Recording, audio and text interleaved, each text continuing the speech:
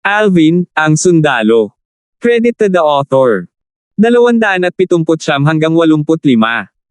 Ang mga pangalan po na nandito ay galing sa mga name generator.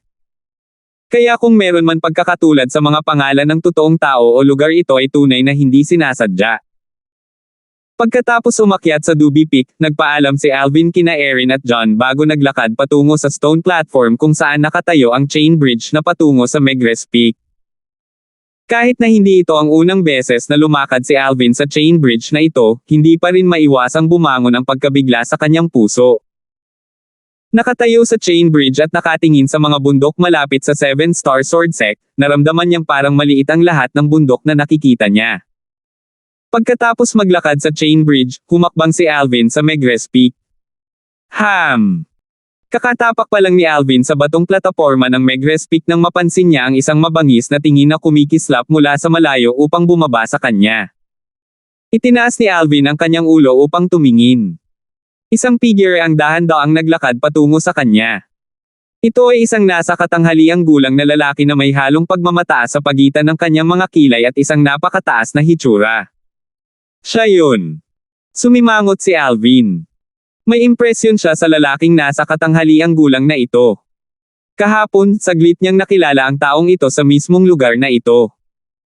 Noong panahong iyon, ang taong ito ay kasama ng elder sa labas ng korte ng Megrez Peak, si Leon. Ang nasa katanghaliang gulang na lalaking ito ay tila isang Megrez Peak Outer Court elder din. Hindi ba Leon ang tawag sa kanya? Sa di nagtagal, napansin ni Alvin na itong si Leon ay direktang lumakad para tumayo sa kanyang harapan. Napansin niya na talagang may mga bakas ng nagninangas, umaagos na liwanag na malabo ang halo-halong malalim sa loob ng titig ni Leon, at sa loob ng nagninangas na umaagos na mga ilaw na ito, isang bakas ng kasakiman ang nahayag. Bumigat ang puso ni Alvin. Ang Leon na ito ay halatang may binabalak. Kahit na hindi niya alam ngayon kung ano ang layunin ng Leon na ito, siya ay naging mapagbantay pa rin sa hindi malay. Alvin. Habang si Leon ay nakatayo sa harap ni Alvin, ang kanyang mapagmataas na tingin ay bumaba sa kanya, at ang kanyang boses ay may pakiramdam ng mapagpakumbaba na tono na parang ang isa sa mataas na posisyon ay nakikipag-usap sa isang mababa ang posisyon. Hindi na kailangang sabihin, ang tono ni Leon ay labis na hindi nakalulugod kay Alvin. Si Alvin ay kalmadong nag-cross eyes kay Leon, pagkatapos ay nagtanong ng walang pakialam, "Elder Leon, may hinahanap ka ba sa akin?" Napansin ni Leon ang kasalukuyang ugali ni Alvin at sumimangot. Ang isang alagad sa labas ng korte ay talagang gumamit ng casual na tono para makipag-usap sa kanya. Ngunit nang maisip niya ang kanyang layunin, pinigilan ni Leon ang sama ng loob sa kanyang puso at sinabi kay Alvin, "Sumunod ka sa akin." Pagkatapos niyang magsalita, tumalikod si Leon para maglakad patungo sa isang liblib na lugar sa Megrez Peak. Ang mga salita ni Leon ay parang pag-uutos kay Alvin. Tahimik na tumingin si Alvin kay Leon na naglalakad, ngunit hindi siya sumunod dahil may pagdududa sa kanyang puso. Itong si Leon, noong nakilala ko siya kahapon, sinulyapan niya lang ako, tapos tinuring niya akong hindi niya napansin. Ngayon, bakit siya biglang naging interesado sa akin? Hindi siya magiging. Naaalala kung paano ang kanyang balat ay kasing kinis ng jade at mas maislan kaysa sa isang babae, naramdaman ni Alvin ang pagsabog ng pagkasuklam sa kanyang puso. Ang Leon na ito ay hindi magkakaroon ng ganoong uri ng libangan, tama ba? Sa pag-iisip hanggang sa puntong ito, natural na hindi siya susundan ni Alvin. Sa hindi malamang oras, napansin ni Leon na hindi siya sinusundan ni Alvin. Nang lumingon siya at nakita si Alvin na nakatayo pa rin sa lugar, ang kanyang mukha ay naging malungkot na walang kapantay. Ang alagad na ito sa labas ng korte ay talagang nang-ahas na suwiin ang kanyang mga utos. Isang pagsabog ng galit ang lumitaw sa puso ni Leon. Sa loob ng Megrez Peak, wala pang isang alagad sa labas ng korte na nang-ahas na sumuwi sa kanyang mga utos. Huminga ng malalim si Leon at pinigilan ang kanyang galit, pagkatapos ay dahan-dahan siyang naglakad bago tumingin kay Alvin. "I asked you to follow me kanina. Hindi mo ba ako narinig? Hard of hearing." Iniisip kung paano makukuha ni Alvin ang bagay na gusto niya, o marahil ay alam niya kung nasaan ang bagay na gusto niya, binigyan niya si Alvin ng sapat na pasensya. Elder Leon, kung mayroon kang sasabihin, sabihin mo dito. Talagang hindi kita susundan. Nakasimangot si Alvin at hindi nagpatalo habang nagsasalita siya ng may katarungan kay Leon. Malungkot ang mukha ni Leon habang sumisigaw siya sa mahinang boses, presumptuous. Kasabay ng sigaw ni Leon, maraming mga disipulo sa labas ng korte ng Megrespik ang nagtipon-tipon, at ang kanilang mausisa na mga tingin ay bumaba kay Alvin. Sino ang magandang batang ito? Talagang nangangahas na galitin si Elder Leon. Si Elder Leon ay sikat sa kanyang masamang ugali sa loob ng ating Megrespik. Ang magandang batang ito ay simpleng nililigawan si kamatayan sa pamamagitan ng pangahas na saktan siya. Mukhang may magandang palabas ngayon. Ang karamihan ng mga disipulo ng Megrespik na nagtipon sa ibabaw ay walang hinangad kundi gulo. Lumusab ang mukha ni Leon nang makita niyang maraming tao ang nagkukumpulan sa paligid, at bakas ng pag-aalala ang sumilay sa kanyang mga mata habang sumisigaw siya sa mahinang boses, para saan ba kayong nagtitipon dito? Umalis na kayo. Malinaw na nakita ni Alvin ang pag-aalala na sumilay sa mga mata ni Leon. Biglang bumilis ang tibok ng puso niya. Tama nga kaya ang nahulaan niya. Ang elder sa labas ng korte ng Megrespik na ito, si Leon, ay talagang may ganoong uri ng libangan. Ilang sandali, naramdaman ni Alvin ang panginginig ng kanyang gulugod, at lihim siyang nagmura sa kanyang puso. FK. Mukhang kailangan ko na talagang maligo sa ilalim ng araw. Ang katawan ko na na-reborn pagkatapos uminom ng 10,000 years stalactite milk ay talagang naakit ang kasakiman nitong Leon. Mukhang normal ang Leon na ito, pero hindi ko akalain na magkakaroon siya ng ganoong libangan. Matapos kumpirmahin na may pukana si Leon laban sa kanya, natural na hindi papayag si Alvin na umalis ang mga nakapaligid na disipulo ng Megrespik. Elder Leon, walang bagay na hindi maaaring ilantad sa pagitan natin. Bakit mo sila gustong umalis? Dahil sa sinabi ni Alvin, huminto sa paggalaw ang karamihan ng mga disipulo ng Megrespik na nagplanong umalis dahil sa kapangyarihan at impluwensya ni Leon. Anong ibig niyang sabihin dito? Hindi ko alam. Ang nakapaligid na mga disipulo ng Megrespik ay tumingin kay Alvin at pagkatapos ay kay Leon na may mga mukha na puno ng pagkalito. Ano? Kailangan kitang turuan kung paano gumawa ng mga bagay-bagay. Lumubog ang mukha ni Leon nang marinig niyang kinwestiyon ni Alvin ang kanyang desisyon, at nagngangalit siya. Elder Leon, natural na hindi ako nang ahas na turuan ka kung paano gawin ang mga bagay-bagay. Ngunit dito ngayon, may gusto akong ipaliwanag. Ako, kahit medyo maputi ang balat ko, wala talagang ganoong libangan. Kaya, Elder Leon, dapat kang sumuko dito, dahil hindi kita susundan. Habang nagsasalita si Alvin, pinagsalikop niya ang kanyang mga kamay sa sobrang takot, pagkatapos ay tumingin kay Leon na may mukha na puno ng disgusto. Saga ng kanya, hanggat nagbibigay siya ng liwanag sa tunay na kulay ni Leon, susuko si Leon sa anumang intensyon na pagnasaan siya. Swoosh! Ang mga salita ni Alvin ay parang isang bato na nagbunga ng 1,000 ripple, na naging sanhi ng pagkatulala sa mga nakapaligid na disipulo ng Megrespik. Ang mga titig na ginamit ng mga disipulo ng Megrespik na nakatitig kay Leon ay naging hindi maihahambing na kakaiba. Ito. Kaya itong si Elder Leon ay may ganoong libangan. I really never noticed before this. Mukhang ang dahilan kung bakit siya nagalit sa pretty boy kanina ay dahil tinanggihan siya nitong pretty boy. Nakakalungkot talaga ang magandang batang ito. Ang kanyang balat ay mas maputi at mas maislan, ngunit ang iba pa niyang aspeto ay puno ng pagkalalaki. Ngunit dahil lang dito, naranasan niya talaga ang pagnanasa ni Elder Leon. Kayong lahat, huwag na kayong magsalita tungkol dito, naiinis ako sa iniisip ko pa lang. Ang karamihan ng mga disipulo ng Megrespik ay maaari na ngayong ituring na ganap na nonowan. Ang kanilang mga tingin kay Alvin ay puno ng awa. Mukhang hindi magandang bagay ang pagkakaroon ng sobrang puti ng balat, dahil kapag nakatagpo ka ng mga tao mula sa isang espesyal na grupo, tulad ni Elder Leon, mayroon pa ring tiyak na antas ng panganib. Kuya, naawa ako sayo. Isang disipulo ng Megrespik na nakatayo malapit kay Alvin ay tumingin kay Alvin habang umiiling siya at bumaantong hininga. Kuya, bakit hindi mo sundin si Elder Leon?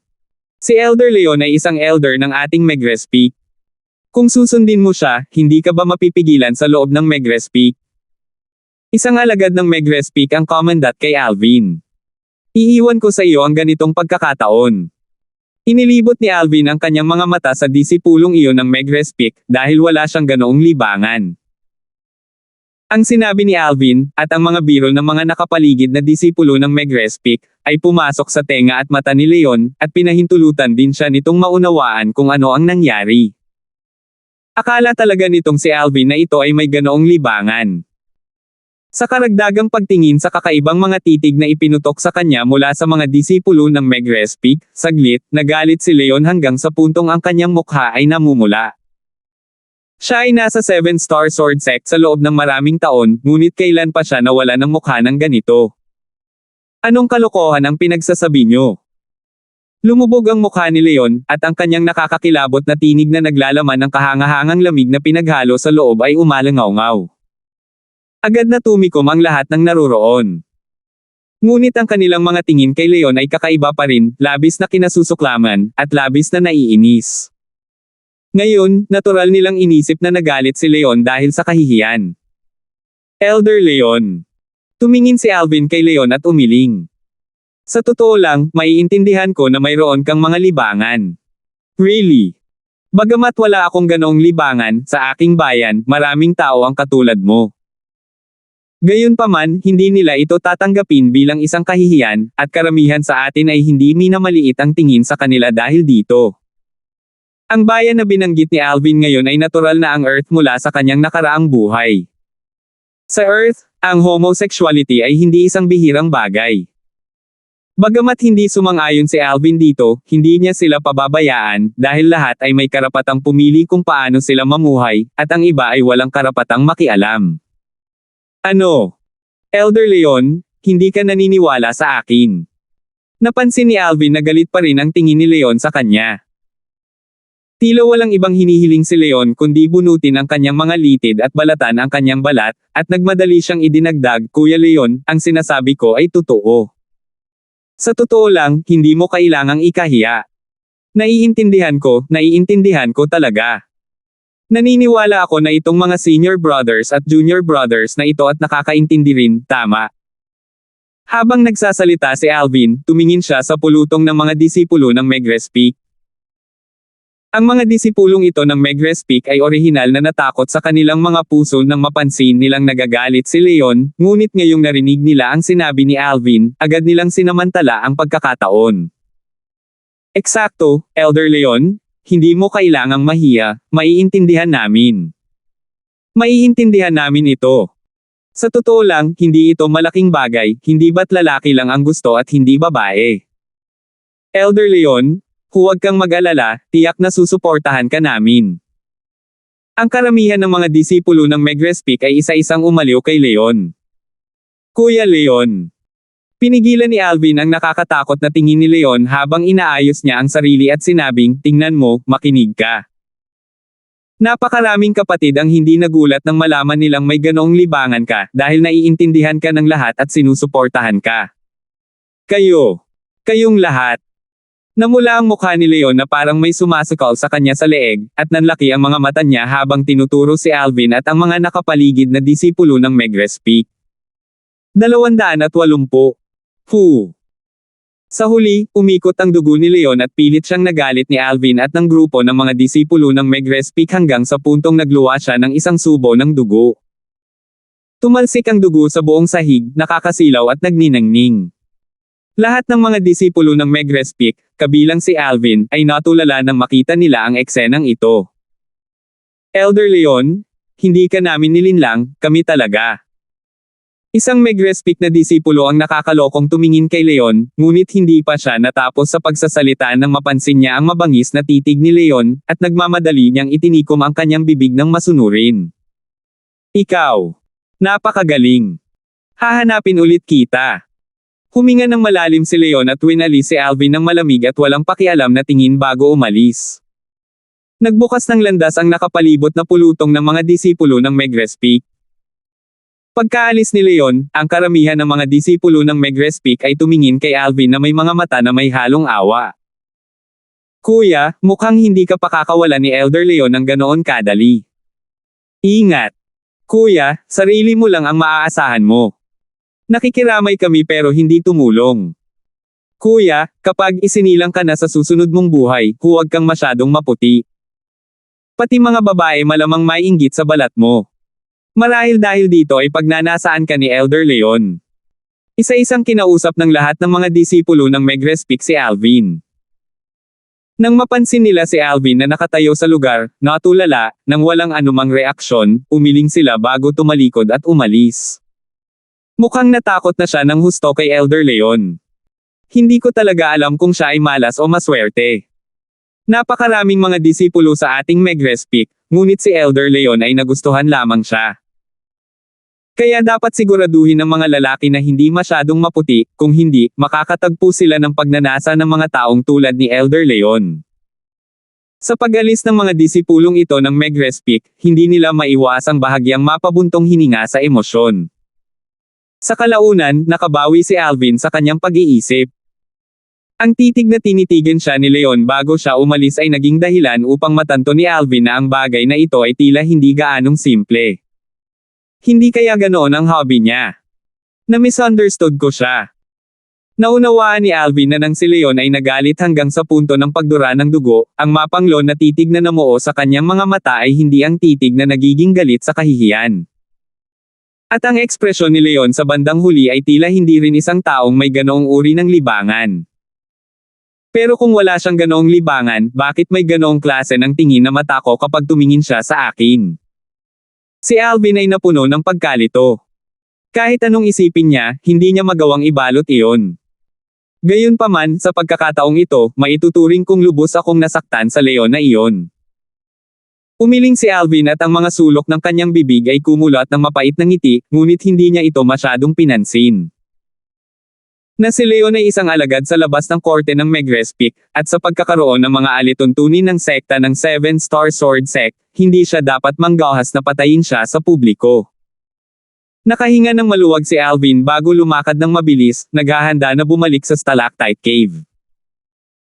Si Alvin ay nagkaroon ng hindi komportable na pakiramdam sa kanyang puso nang maalala niya si Leon, at pagkatapos niyang pagmasdan ang kanyang paligid saglit, nagngangalit siya at pagkatapos ay naglakad patungo sa anumang lugar na maraming tao.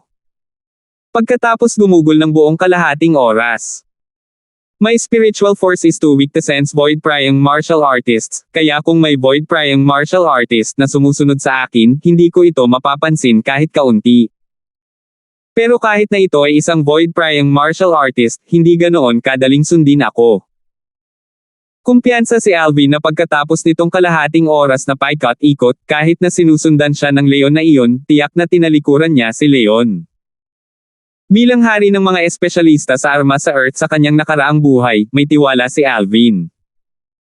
Hindi nagtagal, si Alvin ay nakahinga ng maluwag habang nakahanap siya ng isang maliit na kalsada at direktang patungo sa tuktok ng Megrespik. Kung talagang sinusundan siya ng Leon na iyon, malamang na hindi maisip ni Leon na ang kanyang lugar ng paglilinang at tirahan ay nasa tuktok talaga ng Megrespik. Kasabay ng pagdating ni Alvin sa tuktok, sa isang lugar sa gilid ng bundok, si Leon ay nakatayo doon na may malungkot at hindi magandang tingnan. That kid actually shook me off. Napansin kaya niya ako.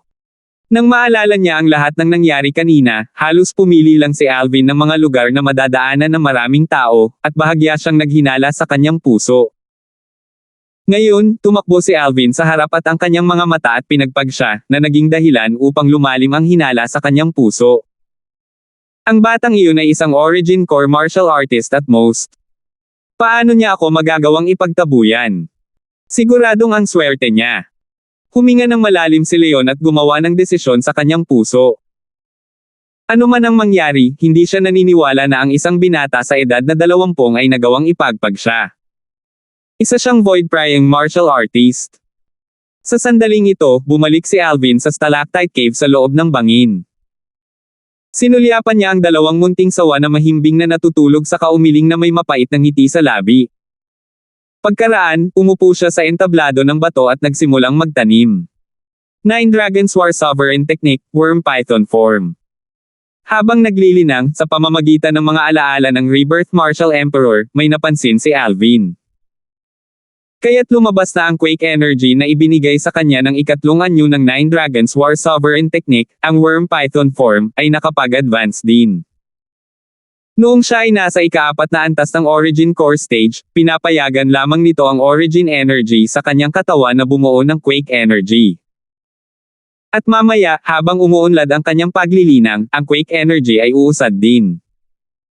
Sa ngayon ay nasa ika-4 na antas pa lamang ako ng Origin Core Stage, ngunit ang Quake Energy ay napakabigat na. Kung ito ay patuloy na umaasenso, hindi ba't ang Quake Energy ay magiging mas langit-defying?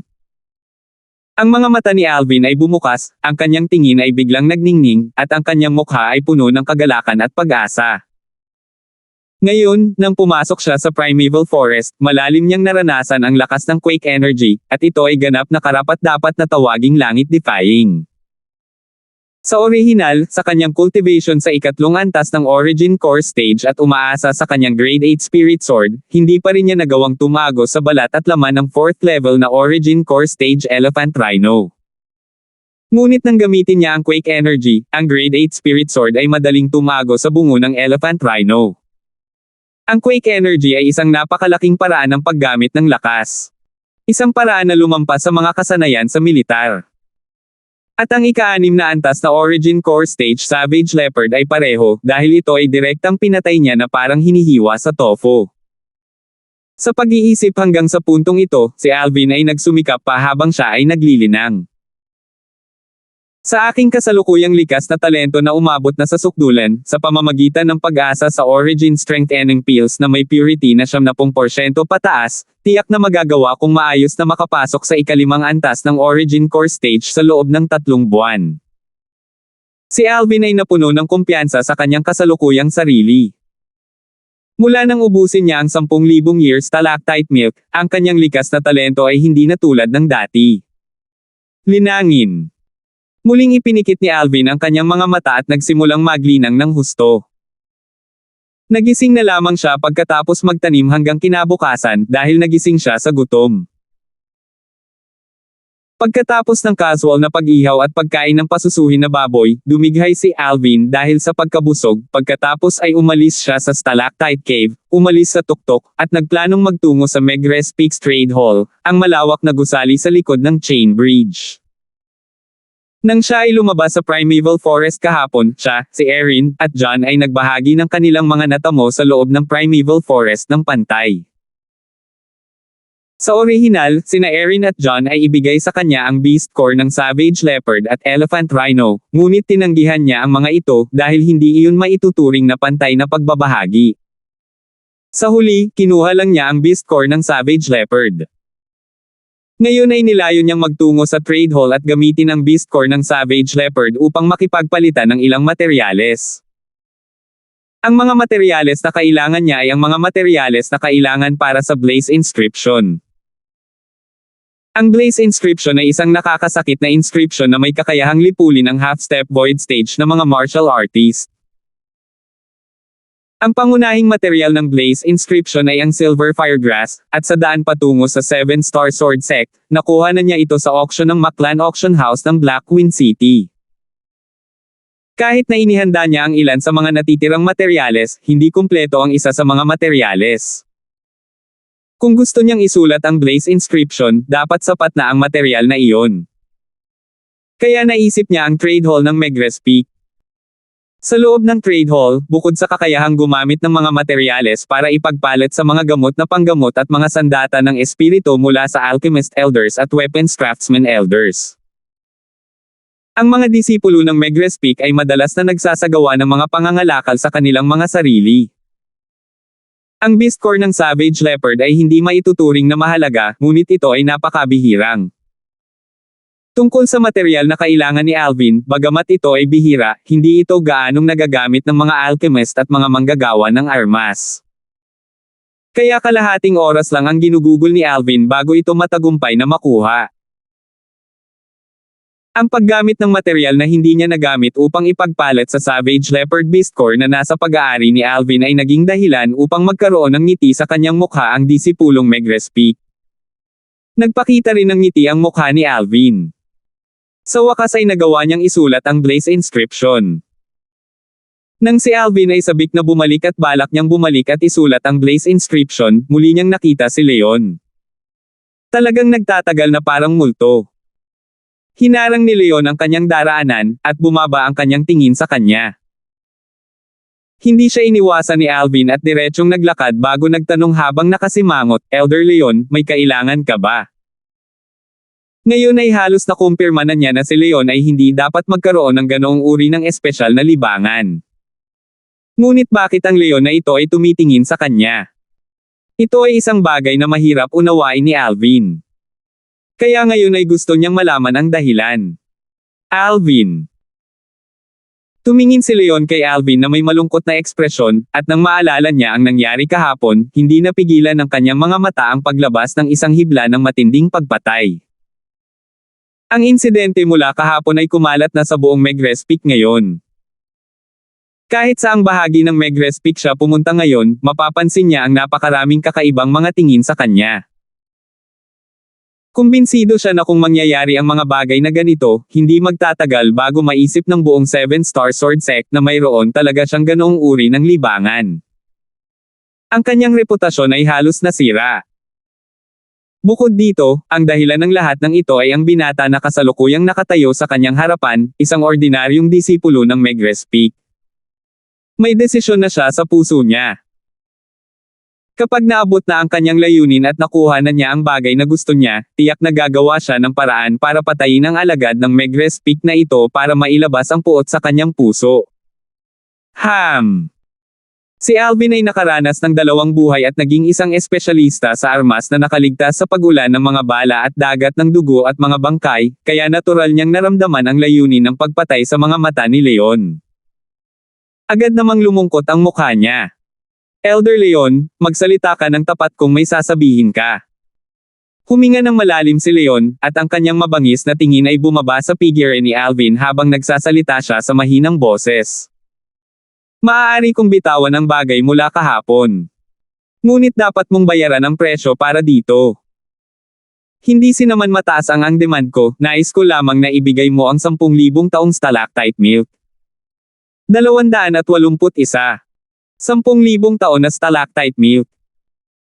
Ang puso ni Alvin ay hindi maiwasang manginig nang marinig niya ang sinabi ni Leon, ngunit ang ekspresyon sa kanyang mukha ay parang walang nangyari.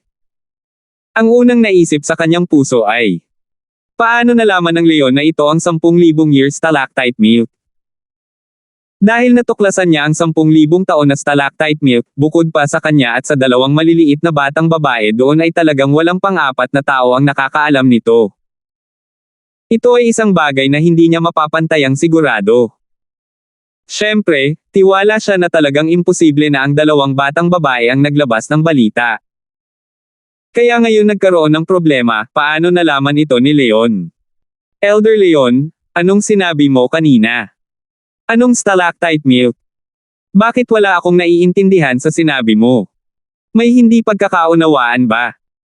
Hindi nagbago ang ekspresyon ni Alvin at tumingin kay Leon ng may kalmadong tingin, pagkatapos ay bahagyang sumimangot na may nalilitong ekspresyon. Si Alvin ay lubos na nagtitiwala sa kanyang kontrol sa pagbabago ng kanyang mga ekspresyon. Kumpiyansa siya na, sa ngayon, kahit na maingat na sukatin siya ni Leon, imposible para sa kanya na makakita ng anumang pahiwatig ng katotohanan mula sa kanyang ekspresyon. Hindi pagkakaunawaan. Napangisi ang mga sulok ng bibig ni Leon at ang kanyang mga mata ay tumitig kay Alvin. "Alvin, hindi na kailangang sabihin, napakagaling mo sa pag-arte, na para bang hindi mo talaga alam ang 10,000 year stalactite milk. Ngunit, hindi mo ako malinlang. Kuya Leon, anong ibig mong sabihin? Ano ang ibig mong sabihin sa pag-arte ko?" Sumimangot si Alvin, at ang kanyang mukha ay tila nababalot ng isang layer ng pagkalito, na parang hindi siya apektado ng mga salita ni Leon kahit kaunti. "Anong ibig kong sabihin?" Si Leon ay tumingin ng malalim kay Alvin. "Alvin, ang mga pagbabago ng iyong katawan ay lubos na nabili mo. Narinig ko mula kay Elder Luther na noong kakapasok mo pa lang sa aming 7-star sword sect ilang araw na ang nakalipas, ang iyong balat ay tanso. Ngunit sa isang gabi, hinayaan mo ang iyong sarili na sumailalim sa pagbabagong tila muling pagsilang, at maging ang iyong balat ay nabagong anyo na naging maisla na parang isang sanggol. Habang nagsasalita siya dito, huminto si Leon at tinitigan si Alvin na may nagbabagang tingin. Minsan kong nakita ang mga tala na may kaugnayan sa 10,000 years stalactite milk sa isang sinaunang libro, at ang mga pagbabago ng iyong katawan ay ganap na hindi maiugnay sa 10,000 years stalactite milk. Kaya, hindi mo na kailangang itago kung sa harap ko, dahil hindi mo ako kayang linlangan. Ang sinabi ni Leon ay naging sanhi ng pagkagulat ni Alvin sa kanyang puso. Ngayon, sa wakas ay naunawaan na niya kung bakit malalaman ni Leon ang tungkol sa 10,000 years stalactite milk, kaya naging kasalanan niya ang lahat. Iniugnay ng Leon na ito ang mga pagbabago sa kanyang katawan sa 10,000 years stalactite milk. Ang ekspresyon ni Alvin ay nanatiling walang kibo habang siya ay bahagyang ngumiti. Elder Leon, sa palagay ko ay mali ang pagkakaintindi mo. Bago ito, wala akong kaalam-alam sa anumang 10,000 years stalactite milk. Kung tungkol sa muling pagsilang na sinabi mo, ito ay dapat na nauugnay sa pamamaraan ng paglilinang na aking nililinang. Natural na hindi aminin ni Alvin na nakakonsumo siya ng 10,000 years stalactite milk. Sa tingin mo ba kaya mo akong lokohin ng ganito? Titig na titig si Leon kay Alvin at ang mga sulok ng kanyang bibig ay pumulupot sa isang nakakainis na pagngisi. Tahimik na tinitigan ni Alvin si Leon, pagkatapos ay dahan-daang sumagot ng walang pakialam. Elder Leon, maniwala ka kung gusto mo, hindi ko kailanman hiniling na maniwala ka sa akin. Gusto ko lang sabihin kay Elder Leon na ang Cloud Continent ay napakalaki, at hindi lang ang 10,000 years stalactite milk na sinabi mo na kayang payagan ang isa na muling mabuhay. Ang pamamaraan ng paglilinang, ang Muscle Meridian Rebirth Scroll, ay nagpapahintulot din sa isang katulad na Rebirth Scroll. Sumimangot si Leon, at bumaba ang kanyang tingin sa mukha ni Alvin. Sa sandaling ito, ang anumang pagbabago sa ekspresyon ni Alvin ay hindi makakataka sa kanyang obserbasyon, at lalo niyang pinagtuunan ng pansin ang kanyang mga mata. Dahan-dahan, kahit na mas kumpiyansa si Leon, ang kanyang puso ay hindi maiwasang bahagyang manginig. Natural na alam niyang hindi kalokohan ang sinabi ni Alvin dahil ang laki ng Cloud Continent ay lampas sa kanyang imahinasyon. Ang 10,000 years stalactite milk ay isang bagay na nakita niya sa loob ng isang sinaunang libro, at bago iyon ay ganap na hindi niya alam ang pagkakaroon ng 10,000 years stalactite milk at ang mga epekto nito. Bahagyang kumirot ang puso ni Alvin dahil ngayon nang makita niya ang pagbabago sa ekspresyon ni Leon, alam niya na si Leon ay umindayog. Ang kanyang layunin ay nakamit. Hindi mo talaga alam ang 10,000 years stalactite milk. Tumingin si Leon kay Alvin na may isang pares ng mga mata na kumikislap na may matinding titig, at ang aura ng isang void prying stage na martial artist ay dumahikit kay Alvin. Bagamat ang aura na ito ay ganap na wala kay Alvin, sa oras na iyon ay sadyang manginig si Alvin. Huminga siya ng malalim bago namula ang mukha niya dahil sa inis at nagsalita sa nanginginig na boses. Elder Leong. Lahat ng sinabi ko ay totoo. Hindi na pinaghinalaan ni Leon si Alvin nang makita niya itong matatag na nakatayo sa sinabi niya noon. Kaya kahit na habang tinitiis ang kanyang buong kahangahangang paraan, walang gaanong pagbabago sa ekspresyon ni Alvin. Kumbinsido siya na kahit na si Alvin ay isang mahusay na aktor, talagang hindi niya magagawang magpatuloy sa pag-arte sa ilalim ng kahangahangang aura ng kanyang paglilinang sa void prying stage. Nang makita niya ang kasalukuyang ekspresyon ni Leon, malinaw sa puso ni Alvin na naiwala na ni Leon ang lahat ng hinala sa kanya. Kung bakit napakadaling iwaksi ni Leon ang hinala sa kanya, natural na alam ni Alvin ang dahilan at hindi niya maiwasang mapangiti. Talagang naisip ni Leon na ang isang unang antas lamang ng void prying stage na kahangahangang aura ay maaaring maging sanhi ng kanyang pagyuko. Wishful thinking. Elder Leon, kung wala nang iba pa ay aalis na ako. Tumango si Alvin kay Leon, pagkatapos ay nagsalita bago naglakad ng marahan. Sa pagkakataong ito ay hindi na pinigilan ni Leon si Alvin. Lumingon siya at bumaba ang kanyang tingin sa paalis na figure ni Alvin, bahagyang bumukas ang mga sulok ng kanyang bibig habang siya ay bumubulong. Muscle Meridian Rebirth Scroll. Isang cultivation method na makapagbibigay daan sa isa na sumailalim sa muling pagsilang. Mukhang kailangan ko pang bigyan ng higit na pansin itong Alvin. Kung ang cultivation method ay talagang kayang magkaroon ng parehong epekto ng rebirth gaya ng 10,000 years stalactite milk. Biglang lumiwanag ang mga mata ni Leon at sa loob nito ay naghalo ang mga bakas ng kasakiman at pagnanasa. Ang mga tingin ni Leon ay naging dahilan upang ang nakapalibot na pulutong ng mga disipulo ng Megrez Peak ay manginig sa takot, at lahat sila ay tumabi, labis na natatakot na ma-target. Oh my God! Hinayaan talaga ni Elder Leon na umalis ang magandang batang iyon, nagtagumpay kaya siya. Hindi ba napansin ninyong lahat ang kasalukuyang tingin ni Elder Leon? Sa tingin ko, dapat ay nagtagumpay siya. Nakakaawa talaga ang junior brother na iyon, sa huli ay hindi pa rin niya nagawang tumakas mula sa masasamang hawak ni Elder Leon.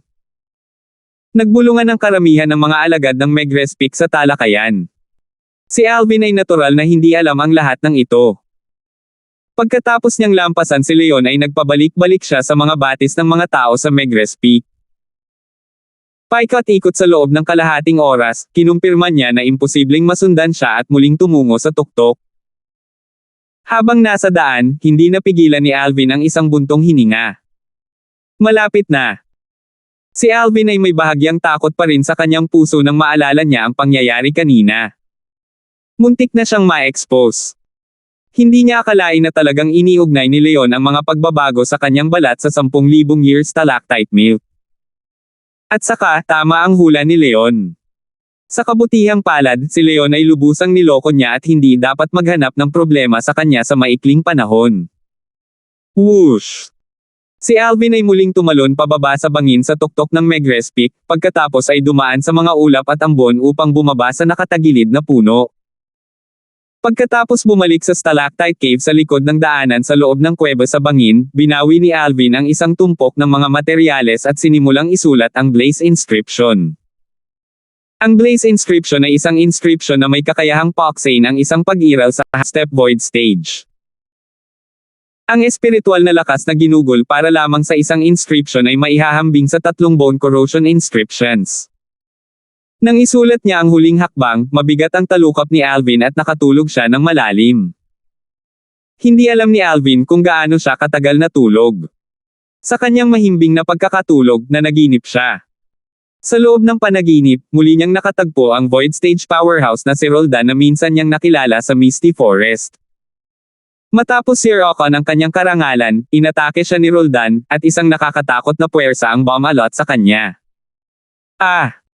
Si Alvin ay agad na nagising, ang kanyang katawan ay basang-basa sa malamig na pawis dahil sa takot. Makalipas ang ilang oras ay nagpakawala siya ng hininga. Ito ay isang panaginip. Huminga ng malalim si Alvin at malamig na nagningning ang kanyang mga mata. Roldan. Pupunta ako sa Blackfin Sect para hanapin ka mamaya. Nagkaroon siya ng parehong panaginip ng hindi bababa sa 10 beses nitong mga nakaraang taon. Hindi inaasahan ni Alvin na ang pagkakaroon ni Roldan ay magiging kanyang bangungot. Matingkad pa rin sa kanyang isipan ang mga eksena noong taong iyon nang maalala niya ito ngayon. Alam niya na kung gusto niyang alisin ang bangungot na ito, kailangan niyang magsimula sa Roldan. Sa pamamagitan lamang ng pagyurak kay Roldan sa ilalim ng kanyang mga paa ay tuluyan na niyang maalis ang bangungot na ito at maging dahilan upang hindi na ito lumitaw. Unti-unting bumaba ang tingin ni Alvin sa isa sa mga spatial ring sa kanyang kamay. Malabo na makikita na sa isang gilid ng spatial ring ay isang komplikadong pattern na pinagsama sa isang maliit na tatak ng apoy. Ito ang Blaze Inscription. Ngayong wala si Jack sa tabi ko, ang pinakamalakas kong galaw ay itong Blaze Inscription. Huminga ng malalim si Alvin at itinoon ang kanyang tingin. Gayunpaman, kahit ang Blaze Inscription na ito ay walang silbi laban sa isang Void Prying Stage martial artist. Tulad ni Leon. Kahit na first level lang siya na Void Prying Stage na martial artist, imposibleng harapin siya ng Blaze Inscription ko.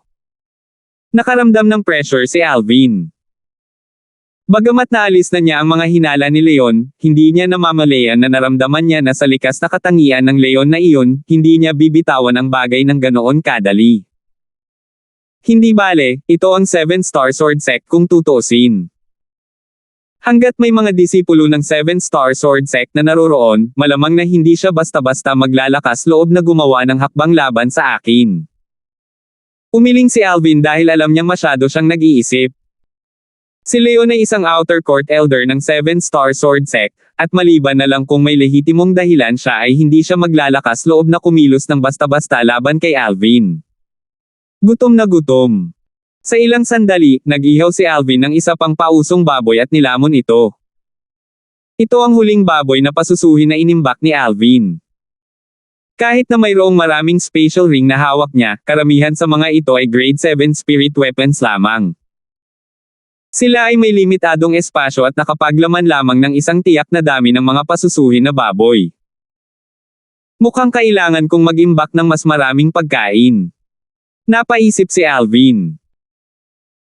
Hindi niya kailanman tinatrato ang kanyang sarili ng masama pagdating sa pagkain, dahil alam niya na kapag siya ay kumain ng maayos ay magkakaroon siya ng higit na lakas at makakakuha ng mas mahusay na mga resulta mula sa mas kaunting pagsisikap sa panahon ng paglilinang.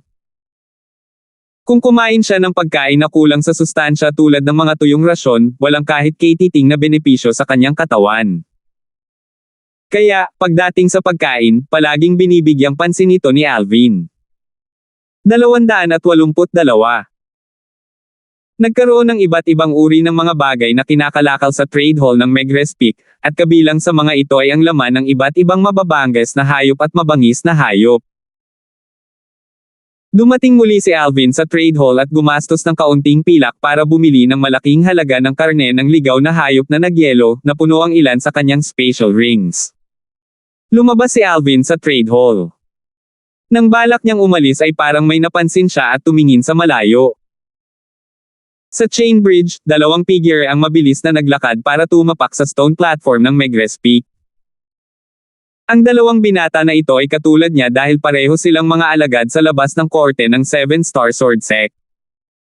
Si Alvin ay hindi pamilyar sa 2 taong ito. Talagang magkikita ang mga kalaban. Matapos niyang makilala ang 2 taong ito, ang mga sulok ng bibig ni Alvin ay kumulubot sa isang malamig na ngiti. Nang mapansin niya ang 2 taong ito, sila, nakakalabas lang ng batong plataporma ng Megrez Peak, ay napansin din si Alvin. Kaagad, isang bakas ng kaaya-ayang pagkagulat ang lumitaw sa kanilang mga mukha. Siya yun. Siya sa wakas ay nagpakita. Matapos mapansin ng 2 binata si Alvin, ang kanilang mga mukha ay puno ng pananabik at ang hangin ay dumaan sa kanilang mga paa habang sila ay mabilis na lumipad sa isang kisap mata. Ginawa nila ang kanilang mga diskarte sa paggalaw hanggang sa sukdulan. Hindi nagulat si Alvin nang mapansin niya ang 2 taong ito na kumikislap patungo sa kanya. Inalis niya ang kanyang tingin sa 2 tao, ganap na hindi pinansin ang mga ito habang naglalakad siya patungo sa landas ng bundok sa Megrez Peak. Pero hahayaan ba siya ng 2 taong ito na umalis ng ganun-ganun lang? Ang sagot ay hindi. Whoosh! Whoosh! Parang 2 bugzo ng hangin ang umihip, ang 2 binata ay hamarang sa dinadaanan ni Alvin. Alvin, iniisip mo pa ring tumakas. Ang binata na nagsalita ay mismong ang alagad sa labas ng korte na pumili kay Alvin na pumasok sa Megrez Peak ilang araw na ang nakalipas nang pumasok si Alvin sa 7-star sword sect.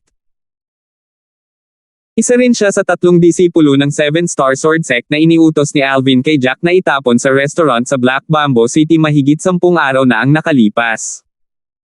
Naalala ni Alvin na ang taong ito ay tila tinatawag na Ben.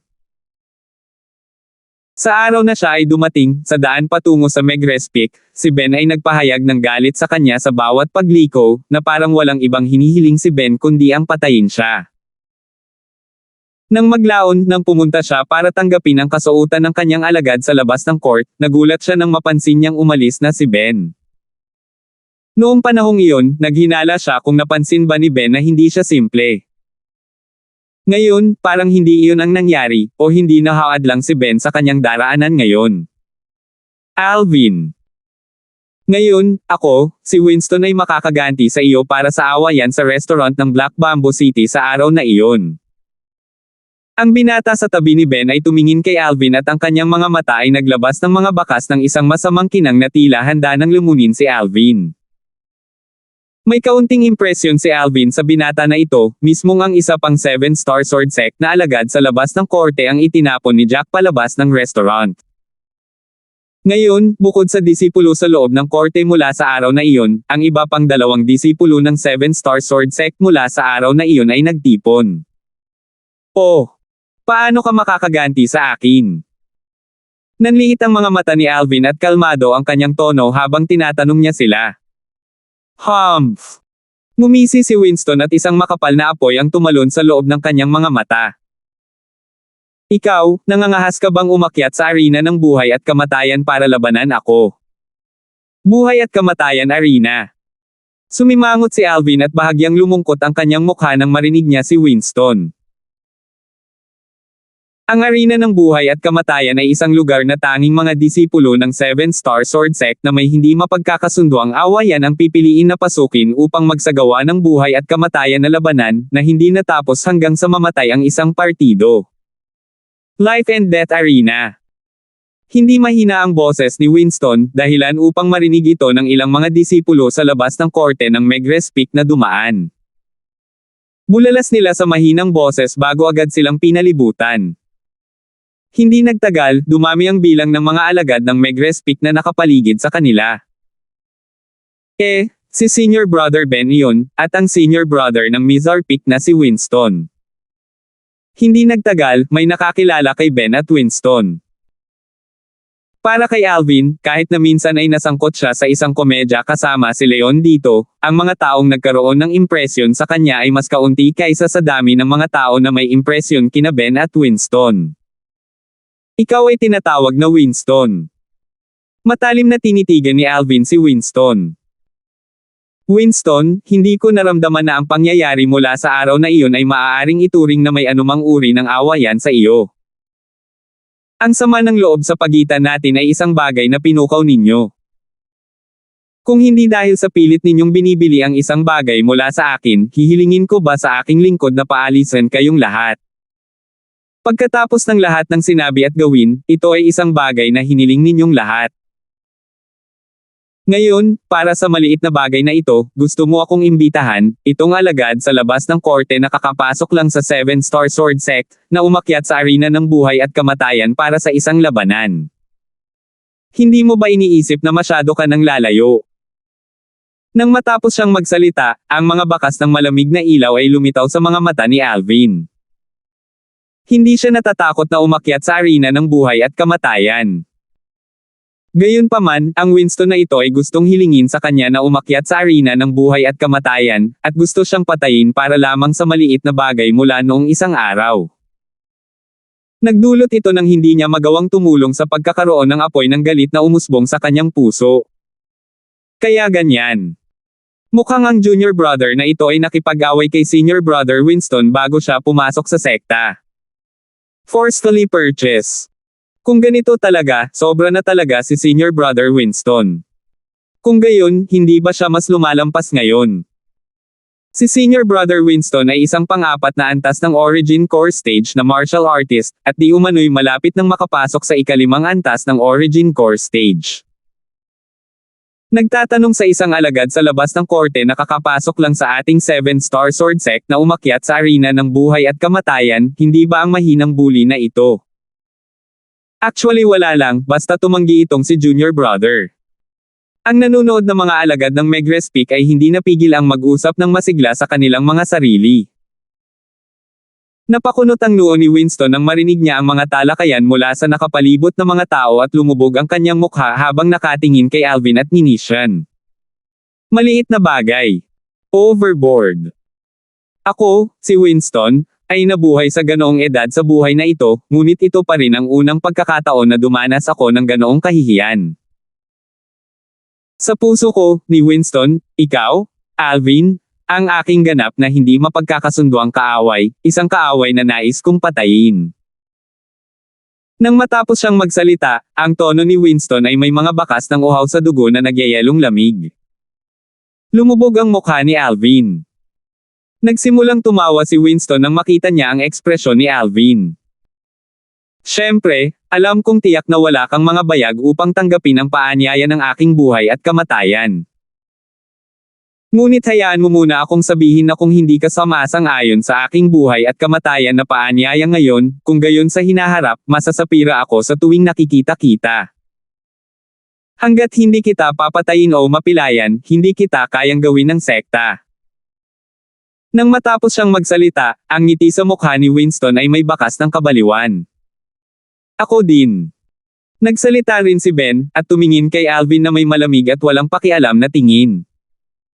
Alvin, ang sinabi ni Winston kanina ay iyon din ang gusto kong sabihin. Ngayon, kung hindi ka maglakas loob na sumang-ayon sa imbitasyon ng Life and Death Arena ni Winston, kung gayon sa hinaharap, walang lugar para sa iyo na magkaroon ng foothold sa loob ng Megrez Peak. Gaya ng inaasahan, ang mga nakapaligid na Megrez Peak disciples ay napukaw sa sandaling magsalita si Ben. May sama ng loob si Senior Brother Ben sa Junior Brother na ito. Oh my God! Kakapasok lang ng Junior Brother na ito sa 7-star sword sect natin at na-offend na niya ang dalawang 4th level Origin Core Stage Senior Brothers. Siya ay talagang sobrang kakilakilabot. Kailangan kong ibigay ito sa kanya. Ang nakapalibot na pulutong ng mga disipulo ng Megrez Peak ay hindi napigil ang mapasigaw sa gulat, at tumingin sila kay Alvin na may mga titig na puno ng magkasalungat na kombinasyon ng paghanga at awa. Sa ganang kanila, ang katapangan ni Alvin ay karapat-dapat na papuri para sa pangahas na sakta ng kapwa Ben at Winston. Gayunpaman, ngayong kailangan niyang tiisin ang galit nilang dalawa, madaling maisip ang kanyang wakas. Ito ay tiyak na magiging lubhang miserable. Ben, gusto mo rin akong patayin. Huminga ng malalim si Alvin, pagkatapos ay tumingin kay Ben na may kalmadong tingin habang nagtatanong ito ng may malalim na boses. Oo naman. Si Ben ay halos hindi nag-alinlangan kahit kaunti habang siya ay tumugon sa malamig na boses, at ang kanyang tono ay may mga bakas ng kasamaan sa loob. Tumango si Alvin, at ang mga sulok ng kanyang bibig ay kumulat sa isang malamig na ngiti. Ang Ben at Winston na ito ay nagmamadali noong araw na iyon sa restaurant ng Black Bamboo City nang tulungan nila ang isa pang 7-star sword sect na disipulo sa loob ng korte, na nagnanais na puwersahang bilhin ang kanyang jade-eyed heavenly mouse. Nang maglaon, hiniling lamang niya kay Jack na itapon sila bilang isang maliit na paraan ng parusa. Pakiramdam niya ay nagpakita na siya ng awa. Ngunit ngayon, ang dalawang taong ito ay hindi nagsisi kahit katiting sa mga pagkakamaling nagawa nila noong araw na iyon, at sa halip ay malupit na gustong patayin siya. Ang mga tingin ni Alvin ay kumikislap, at ang mga bakas ng pagpatay na layunin ay hindi maiwasang tumalon sa loob ng kanyang mga mata. Alvin, nakagawa ka na ba ng desisyon ngayon? Gusto mo bang tanggapin ang imbitasyon ko sa Life and Death Arena, at payagan akong bigyan ka ng mabilis na kamatayan? O gusto mo bang dahan-dahan kitang pahirapan ni Ben sa hinaharap? Tumingin si Winston kay Alvin na may malamig at walang malasakit na tingin. Huminga ng malalim si Alvin. Magsasalita pa sana siya. Hindi ba itong si Junior Brother ang kapatid noong nakaraang 2 araw? Hindi ko naalala kung hindi mo sinabi, pero siya talaga. Balita ko parang sinunod na niya si Elder Leon. Ano? Siya ang magandang batang iyon na sumunod kay Elder Leon. Tingnan mo ang maselang balat niya na para bang masusugatan sa isang pitik ng daliri, wala sigurong pangalawang tao sa Megrez Peak natin ang maaaring magtaglay nito. Dapat ay siya iyon. Nakilala ng ilan sa mga nanunood na Megrez Peak disciple si Alvin. Narinig ni Alvin ang mga talakayan ng mga disipulong ito ng Megrez Peak, at halos magalit hanggang mamatay. Kailan niya sinunod si Leon? Bukod dito, napansin ni Alvin na pagkatapos marinig ni Ben at Winston ang talakayan ng pulutong ng mga disipulo ng Megrez Peak, namutla ang kanilang mga ekspresyon. Nang muli silang tumingin kay Alvin, ang kanilang mga mata ay may takot at pagkasuklam. Alvin, kaya mo talaga. Hindi ko talaga akalain na kara-rating mo lang sa Megrez Peak at nakasama mo na si Elder Leon. Kahit na kanina pa napansin ni Leon na pumuti ang balat ni Alvin, ngunit hindi niya ito pinansin. Ngayon nang marinig niya ang talakayan ng karamihan ng mga disipulo ng Megrez Peak, hindi niya maiwasang maalala ang bagay na kumalat at nagbunga ng maraming talakayan sa loob ng Megrez Peak ng 7-star sword sect nitong mga nakaraang araw. Ang elder sa labas ng korte ng Megrez Peak, si Leon, ay may espesyal na libangan, nagustuhan niya ang isang magandang batang disipulo ng Megrez Peak, at sinunod pa siya ng disipulo. Hindi maiwasan ni Ben na bahagyang matakot sa kanyang puso nang maisip niya si Leon. Kung ang Alvin na ito ay talagang may ganitong layer ng relasyon kay Leon, kung gayon sila ni Winston ay malamang na walang paraan ng paghihiganti kay Alvin. Si Leon, ang outer court elder ng Megrez Peak, ay isang taong hindi nila kayang masaktan. Alvin, talagang may kakayahan ka. Malungkot ang mukha ni Winston habang nakatingin kay Alvin.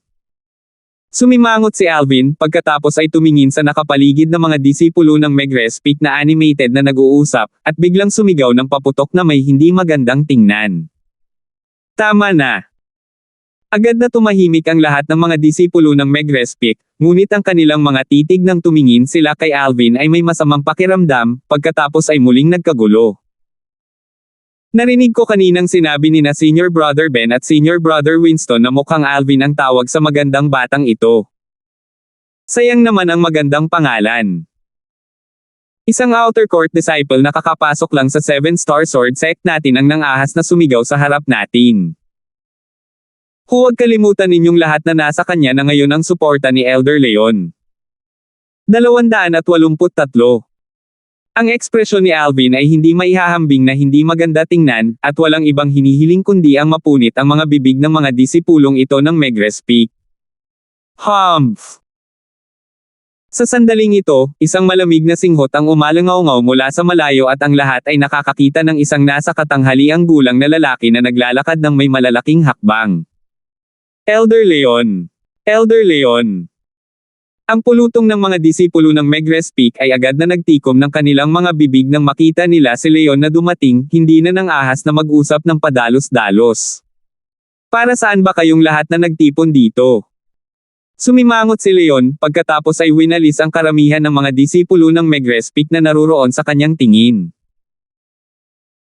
Bumaba ang kanyang mga mata kay Alvin, at bahagyang nagulat bago ipinutok ang kanyang tingin kina Ben at Winston na nakatayo sa tapat ni Alvin. Sa susunod na walang oras, isang Megrez Peak na mga disipulo na nagnanais na pukawin ang kaguluhan ay nagsalita tungkol sa pagkakasunod-sunod ng mga kaganapan ng bagay. Mabilis na bumaba ang tingin ni Leon sa mga figure ni Ben at Winston. Kaagad, ang mga mukha ni Ben at Winston ay naging malungkot, at ang kanilang puso ay napuno ng kaba. Sa ganang kanila, kung talagang may relasyon sina Alvin at Leon tulad ng sa mga chismis, tiyak na sasalubungin sila ng kamalasan ngayon. Mukhang magderanas ng kasawian sina Senior Brother Ben at Senior Brother Winston. Si Elder Leon ay tiyak na tatayo para kay Alvin. Karamihan sa mga disipulo ng Megrez Peak na naruroon ngayon ay lahat ay may parehong mga iniisip tulad ni na Ben at Winston. Winston, balak mong anyayahan si Alvin para sa isang labanan sa arena ng buhay at kamatayan. Bumaba ang tingin ni Leon kay Winston habang dahan-dahan siyang nagtanong. Isang bakas ng kinang ang lumiwanag sa kaibuturan ng kanyang mga mata, sa abot ng kanyang pag-aalala, ito ay marahil isang pagkakataon upang siyasatin si Alvin. Siya ay napuno ng interes sa pamamaraan ng paglilinang ni Alvin, ang Muscle Meridian Rebirth Scroll. Gusto niyang malaman kung ang muling pagsilang sa loob ng Muscle Meridian Rebirth Scroll ay katulad ng muling pagsilang na ibinigay ng 10,000 years stalactite milk, at nakapagpataas ng natural na talento sa martial Dao. Kung nagawa niyang patunayan na pareho silang pareho, dapat niyang makuha ang pamamaraang ito ng cultivation mula kay Alvin. Ngunit, ngayon nang marinig ni Winston ang tanong ni Leon, naisip niya na gusto siyang kondenahin ni Leon. Elder Leon, mali ako. Hindi ko alam kanina na sayo si Alvin, ako. Anong Alvin ang akin? Lumubog ang mukha ni Leon at galit na sinabi. Pwede bang naniniwala ka rin sa mga fictitious rumors na yan? Natigilan si Winston dahil hindi niya inaasahan na magiging ganito kalaki ang reaksyon ni Leon. Malamig na winalis ni Leon si Winston gamit ang kanyang tingin. Kung nag-aalala ka sa akin, pwede ka nang maging kalmado. Walang relasyon sa pagitan namin ni Alvin, patay man siya o buhay ay walang kinalaman sa akin. Kung talagang may hindi mapagkakasunduang awayan si Alvin sa iyo, pagkatapos ay maaari mong ipagpatuloy ang pag-imbite sa kanya sa arena ng buhay at kamatayan. Ang Megrez Peak Life and Death Arena sa loob ng maraming taon ay hindi ko nakita. Swoosh! Ang mga salita ni Leon ay parang isang bato na nagbunga ng 1,000 ripples. Ang nanonood na karamihan ng mga alagad ng Megrez Peak ay nagulat lahat. Si Elder Leon ba ay talagang walang kaugnayan kay Alvin? Kalokohan! Sinabi na ni Elder Leon, walang kinalaman sa kanya kung patay o buhay si Alvin. Paano kaya sila magkakaroon ng relasyon? Eksakto, kung ikaw iyon, papayagan mo ba ang iyong kasintahan na umakyat sa arena ng buhay at kamatayan upang ibigay ang kanyang buhay? Kahit na ang sinabi ni Leon ay nagdulot kay Alvin na labis na hindi komportable, dahil ito ay tulad ng pag-udyok kay Winston na imbitahan siyang lumaban sa arena ng buhay at kamatayan. Ngunit ngayon na ang relasyon nila ni Leon ay naayos na, naging dahilan ito upang siya ay nakahinga rin ng maluwag. Hindi mahalaga kung hindi siya maintindihan ng iba sa ibang bagay. Ngunit ito, hindi siya handang ma-misunderstood. Nagningning ang mga mata ni Winston nang marinig niya ang sinabi ni Leon, at ang mga sulok ng kanyang bibig ay kumulo sa bahagyang masamang ngiti. Si Ben na tumabi sa kanya ay may mukha ding puno ng ngiti. Mukhang makakapaghiganti sila gaya ng gusto nila. Napansin ni Alvin ang mga ekspresyon ni na Winston at Ben, at ang kanyang mga mata ay nanliit habang ang mga sulok ng kanyang bibig ay kumulubot sa isang malamig na ngiti. Kung si Winston at Ben ay talagang hindi nahuhuli sa pangangatuwiran, hindi siya magpapakita ng awa. Mayroong isang bola ng apoy na nagninanga sa puso ni Alvin, at sasabog anumang oras. Hindi nagtagal, nakita ni Alvin si Winston na humakbang pasulong, at tumingin sa kanya. Alvin, natapos mo na ba ang pagsasaalang-alang? Papayag ka bang labanan ako sa arena ng buhay at kamatayan, o tatanggi ka at hahayaan akong dahan-daang pahirapan ka ni Ben sa mga darating na araw? Isang ngiti ng tagumpay ang lumitaw sa mga sulok ng bibig ni Winston, na para bang si Alvin ay isang piraso lamang ng karne sa chopping block. Kasabay ng muling pagpapahayag ni Winston ng kanyang imbitasyon na lumaban sa arena ng buhay at kamatayan kay Alvin, ang mga tingin ng mga nakapaligid na disipulo ng Megrez Peak ay bumaba lahat kay Alvin. Hindi nila akalain na papayag si Alvin. Pagkatapos ng lahat, si Winston ay isang pang-apat na antas ng Origin Core Stage Outer Court Disciple, kung saan si Alvin ay isa lamang Outer Court Disciple na kakapasok lang sa 7-star Sword Sect, at parang nasa 20 taong gulang. Sa ganang kanila, sa ganoong edad, ang kanyang paglilinang ay nasa unang antas ng Origin Core Stage. Tumayo si Leon sa malayo, at bahagyang tumitig kay Alvin na may kalmadong ekspresyon. Gaya nga ng sinabi niya, kung nabuhay man o namatay si Alvin ay walang kinalaman sa kanya. Ang gusto niyang kumpirmahin ay kung ang muling pagsilang sa loob ng cultivation method na nilinang ni Alvin, ang Muscle Meridian Rebirth Scroll, ay nakapagpataas ng natural na talento sa martial daw. Alvin. Tumingin si Ben kay Alvin na may masamang ekspresyon. Kung tumanggi ka, kung gayon hanggat lumitaw ka sa hinaharap, babaliin ko ang lahat ng mga buto sa iyong katawan, pagkatapos ay hahayaan kang dahan-daang gumaling. Sa mga darating na araw, wala ka ng panahon upang magtanim, dahil ang iyong oras ay gagamitin ng lahat upang gamutin ang iyong mga pinsala. Ang nakapalibot na mga disipulo ng Megrez Peak ay nakaramdam ng lamig sa kanilang mga gulugad nang marinig nila si Ben. Masyadong walang awa si Senior Brother Ben. Mukhang galit na galit si Senior Brother Ben kay Alvin. Hindi ka ba nagsasalita ng kalokohan? Kung hindi niya siya kinamumuhian hanggang sa sukdulang limitasyon, aanyayahan ba niya si Alvin na lumaban sa arena ng buhay at kamatayan? Ang sinabi ni Ben ay naging sanhi ng nag-aapoy na apoy sa loob ng puso ni Alvin na hindi na mapigilan, at ito ay ganap na sumabog. Ben. Bumaba ang tingin ni Alvin kay Ben, at ang kanyang mga mata ay kumikislap na may malamig na kinang. Maaari akong sumang-ayon sa imbitasyon ni Winston na lumaban sa arena ng buhay at kamatayan. Ngunit may hinihiling ako. Anong demand? Magsalita ka. Hindi pa man lang nagsasalita si Ben nang marinig niya ang mga salita ni Alvin, nang lumiwanag na ang tingin ni Winston at sabik siyang nagtanong. Sa abot ng kanyang pag-aalala, hangga't handa si Alvin na umakyat sa arena ng buhay at kamatayan, at makipaglaban sa kanya ng buhay at kamatayan, papayag siya sa anumang kahilingan na hindi masyadong sobra. Anong demand? Nakakunot ang noo ni Ben habang nagtatanong.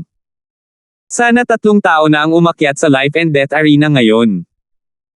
Kung ayaw mong pumayag, hindi na ako aakyat sa life and death arena. Tumingin si Alvin kay Ben habang nagsasalita tungkol sa kanyang kahilingan. 3 tao. Maaaring ang Alvin na ito ay gustong humingi ng tulong. O ang life and death arena, ang mga labanan ay karaniwang isa laban sa isa. Si Alvin ay talagang walang kahihiyan hanggang sa puntong gustong humingi ng tulong. Nagkagulo ang nakapaligid ng mga disipulo ng Meg Respik, dahil pakiramdam nilang lahat ay napakalayo na ng hinihiling ni Alvin. Ano? Gusto mong humingi ng tulong? Ngumisi si Ben, at may bakas ng pang-aalipuste sa mga sulok ng kanyang bibig. Mukhang alam mo ang sarili mong limitasyon, at alam mong imposibleng maging kapareha mo si Winston. Napakunot ang noo ni Winston, dahil hindi niya inaasahan na si Alvin ay maglalagay ng sobra-sobra. Ben, sa tingin ko nagkamali ka. Ayokong humingi ng tulong. Narinig ni Alvin ang mga talakayan ng mga nakapaligid na disipulo ng Meg Respik, pagkatapos ay narinig niya ang sinabi ni Ben, at alam niyang mali ang pagkakaintindi ng lahat sa ibig niyang sabihin. Ayaw mong humingi ng tulong. Saka bakit ka nagdemand ng ganyan? Halos magkasabay na sinabi ni Ben at Winston, at ang kanilang mga mata na tumingin kay Alvin ay nagpakita ng siksik at walang awa na lamig. Malamig na sabi ni Alvin. Dahil ang iyong kakayahan sa pag-unawa ay napakasama, sasabihin ko ito ng mas direkta. Kaya kung umakyat sa arena ng buhay at kamatayan, ngunit hindi ako umaasa na magkaroon lamang ng isang kalaban. Sana ay makakalaban ko kayong dalawa ng sabay sa arena ng buhay at kamatayan. Ako, isang tao, laban sa inyong dalawa. Isang labanan ng buhay at kamatayan na hindi nagtatapos hanggat hindi namatay ang isang panig. Habang si Alvin ay natapos na magsalita, ang kanyang boses ay nakakarindi, at puno ng maringal at makapangyarihang paraan. Ayaw ba ninyong dalawa na umakyat ako sa arena ng buhay at kamatayan? Pagkatapos ay aakyat ako dito. At saka, hindi lang ako, si Alvin, aakyat sa life and death arena, kundi lalabanan ko kayong dalawa ng mag-isa. Kasabay nito, ang layunin ng labanan at layunin ng pagpatay ay nagtagpo sa loob ng mga mata ni Alvin, at tumalon. Kumulo ang dugo sa katawan niya. Habang si Alvin ay nagtatapos sa pagsasalita, ang eksena ay tumahimik, nakakatakot na tahimik. Ngayon, kahit na ang isa ay magtapon ng karayom sa sahig, marahil ay malinaw na maririnig ng isa ang tunog. Lahat ng Meg Respik disciples ay ganap na natigilan. Sa sandaling ito habang pinagmamasdan nila ang figure ni Alvin na nakatayo doon, naramdaman ng isang bahagi ng mga disipulo ng Meg Respik na si Alvin ay napakataas, matayog na parang bundok, na parabang siya ay nagbagong anyo sa isang di matatalo na Diyos ng digmaan na naging sanhi ng lahat ng tao na makaramdam ng taos-pusong paghanga. Bukod dito, hindi banggitin ng anupaman, ang lakas ng loob lamang ni Alvin na magsabing ito ay karapat-dapat na sa kanilang paghanga. Kahit na pinatay si Alvin sa arena ng buhay at kamatayan ngayon, namatay pa rin sana siya ng maluwalhating kamatayan, at maaalala sa kanilang mga puso. Isa itong alagad sa labas ng korte na kakapasok lang sa 7-star sword sect at nang ahas na hamanin ang dalawang 4th level origin core stage martial artist sa life and death arena. Siyempre, mayroon ding bahagi ng mga disipulo ng Meg Respik na hindi nagpatinag ng tingin nang marinig nila ang sinabi ni Alvin. Sobrang pagpapahalaga sa iyong sarili. Isang alagad lamang sa labas ng korte na kakapasok lang sa ating 7-star sword sect ay nangangahas na maging napakayabang. Gustong makipaglaban sa dalawang senior brother sa arena ng buhay at kamatayan. Nililigawan lang niya si kamatayan. Ayon sa akin, malamang na nararamdaman niya na kung haharapin niya si senior brother Winston mag-isa, hindi siya mamamatay ng mabilis. I think so too. Kung si Senior Brother Ben at Senior Brother Winston ay sabay na umatake, itong si Alvin ay malamang na mamatay sa isang galaw. Malapit. Nagsalubong ang mga kilay ni Leon, at tumingin siya sa malayong Alvin, na para bang nag-iisip siya at bumigat ang kanyang puso. Itong si Alvin, may tiwala ba talaga siya, o sobra niyang pinahahalagahan ang sarili niya? Agad niyang gustong malaman ang sagot ngayon. Ha. Nagkatinginan sina Ben at Winston na puno ng gulat ang mga mukha, pagkatapos ay hindi napigil ang humagalpak sa tawa. Alvin, sigurado ka bang gusto mong umakyat sa arena ng buhay at kamatayan at labanan tayong dalawa? Nahihirapang pinigilan ni Ben ang kanyang pagtawa, pagkatapos ay tumingin kay Alvin, nagsalubong ang kanyang mga kilay at ang kanyang mga mata ay napuno ng bakas ng kasiyahan. Umaasa talaga ako na kaya kitang ipaglaban kay Winston, dahil sa ganitong paraan, mapapatay kita ng sarili kong kamay para mailabas ang galit sa puso ko. 284. Mayroong kabuuang 7 arena ng buhay at kamatayan sa 7-star sword sect. Bilang isa sa 7 dakilang sword peak sa 7-star sword sect, mayroong life and death arena sa Megrez Peak. Ang Megrez Peak Life and Death Battle Arena ay nakatayo sa isang plataporma sa kalahati ng bundok at nilagyan ng isang layer ng pulang-pula na mga brick na parang dugo. Sa isang sulyap, naging sanhi ito ng isang pakiramdam ng lamig na dumadaloy sa kanilang mga gulugod. Karaniwan, ang plataporma kung saan matatagpuan ang arena ng buhay at kamatayan ay magiging mapayapa, at kakaunti ang mga tao ang pumupunta rito. Ngunit ngayon, kung ito ay ganap na kumukulo sa kaguluhan. Ngayon, may aakyat sa arena ng buhay at kamatayan para sumailalim sa isang madugong labanan na magtatapos lamang kapag may namatay na isang partido. Bilisan mo. Mamimiss natin to pag na-late tayo. 2 taon na akong nasa Megrez Peak, at ngayon pa rin ang unang pagkakataon na narinig ko ang isang tao na umaakyat sa arena ng labanan sa buhay at kamatayan upang sumailalim sa isang labanan sa buhay at kamatayan. Talagang hindi ko ito mapalampas. Kumbaga, ang aming Megrez Peak's Life and Death Arena ay hindi nakakita ng dugo sa loob ng maraming taon. Sa Megrez Peak, hanggat isang disipulo ng Megrez Peak ang nakarinig ng balita, anuman ang kanilang ginagawa sa sandaling iyon, halos lahat sila ay ibinaba ang kanilang ginagawa at nagkukumpulan. Ang arena ng buhay at kamatayan ay matatagpuan sa isang malawak na plataporma sa kalagitnaan ng bundok, at ito ay isang mataas na plataporma na maingat na nabuo mula sa maraming tambak. Ngayon, ang paligid ng arena ng buhay at kamatayan ay napuno ng mga disipulo ng Megrez Peak. Ang mga tingin ng lahat ng mga disipulo ng Megrez Peak ay bumaba sa 3 figure na nakatayo sa ibabaw ng arena ng buhay at kamatayan. Bakit 3 ang nasa life and death arena? Agad, ang ilang mga tao ay may mga mukha na puno ng pagtataka habang nagtatanong sila. Sa susunod na walang oras, may mga taong nagsabi sa kanila ng pagkakasunod-sunod ng mga kaganapan, at pagkatapos lamang sila ay dumating sa isang biglaang pagkakaunawaan. Ang kanilang mga puso ay napuno ng pagkabigla sa parehong oras.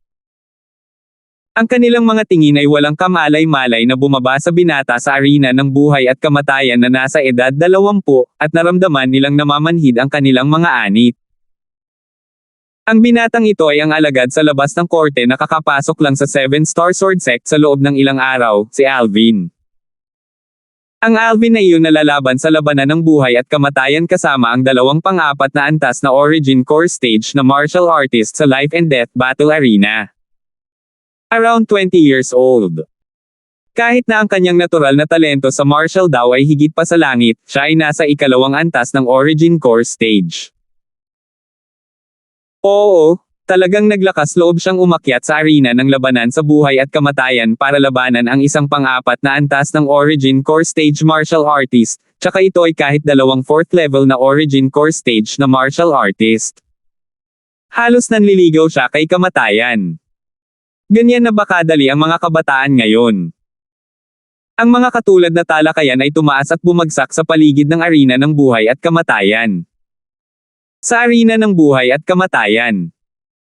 Nakatayo doon si Alvin, hindi gumagalaw na parang bundok na may kalmadong ekspresyon. Kahit na ang kanyang paligid ay ganap na nagkakagulo, nanatili pa rin siyang hindi kumikibo at mahinahong nakatitig kay Ben at Winston na nakatayo sa tapat niya. Alvin, ngayon, ako at si Winston ay magsanib puwersa para ipadala ka sa iyong kamatayan. Sa isang galaw. Isang galaw lang ang kailangan namin ni Winston, at mapapatay ka namin. Dahil binigyan mo ako ng pagkakataong patayin ka, mahabagin ako at bibigyan kita ng mabilis na kamatayan. Tumingin si Ben kay Alvin at ang mga sulok ng kanyang bibig ay kumulat sa isang masamang ngiti. Don't worry, wala kang mararamdamang sakit. Dahil sa isang iglap mamamatay ka. May mga bakas ng malamig na ilaw ang tingin ni Winston habang nakatingin kay Alvin. Alvin, ikaw? Dapat ay labis na nagsisisi sa iyong puso ngayon, tama. Sinaktan mo kami para lamang sa isang sanggol na gold fur mouse, at papatayin na namin. Sa kasamaang palad, wala si Senior Brother Fan, kung hindi, naniniwala akong magiging interesado rin siya sa eksena ngayon. Ang mga sulok ng bibig ni Alvin ay pumulupot sa isang anggulo, tila nakangiti ngunit hindi ngumingiti. Nanghihinayang. Marahil, may mga bagay na pagsisisihan niya, ngunit imposibleng pagsisihan niya ito. Kahit na naruroon ang 7-star sword sect na inner court disciple, hindi pa rin siya magsisisi kahit kaunti. Haha! Alvin, naririnig mo ba ang mga talakayan nitong mga senior brothers at junior brothers? Makinig ka, makinig ka. Lahat sila ay nagsasabi na sobra mong pinahahalagahan ang iyong sarili, at sinasabi na nililigawan mo si kamatayan. Hindi ko talaga alam kung saan ka nakakuha ng lakas ng loob na talagang maglakas loob na imbitahan tayong dalawa na lumaban sa arena ng buhay at kamatayan kasama ka. Si Ben ay tumawa ng malakas, at ang kanyang mga tingin ay lumipad sa paligid ng arena ng buhay at kamatayan, ang kanyang pagtawa na puno ng pagmamataas at kasiyahan. Narinig kong sinabi ni Ben na ang dalawang babaeng iyon na may hitsura tulad ng mga bulaklak at maaaring tawaging walang kapantay ay nakarating na rin sa 7-star sword sect. Madali ka lang, kapag napatay ka namin, tutulungan ka naming alagaan sila ng maayos. Ha. Habang nagsasalita si Winston, tumawa na rin siya, na para bang nakita na niya ang eksenang pinatay nila si Alvin. Sa wakas ay nagbago ang kalmadong ekspresyon ni Alvin. Ang bawat dragon ay may reverse scale, hawakan ito at ang isa ay ganap na mamamatay. Ang kanyang reverse scale ay walang alinlangan ang dalawang maliliit na babae.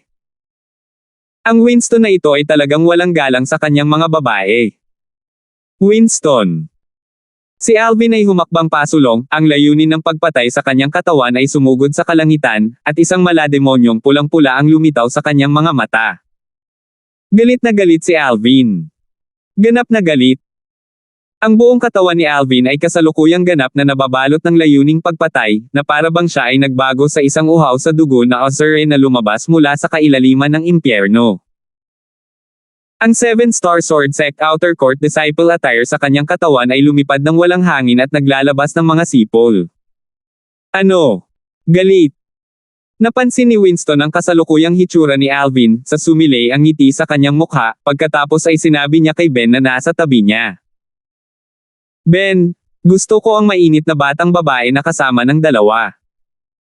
Hindi ka makikipaglaban sa akin para sa kanya.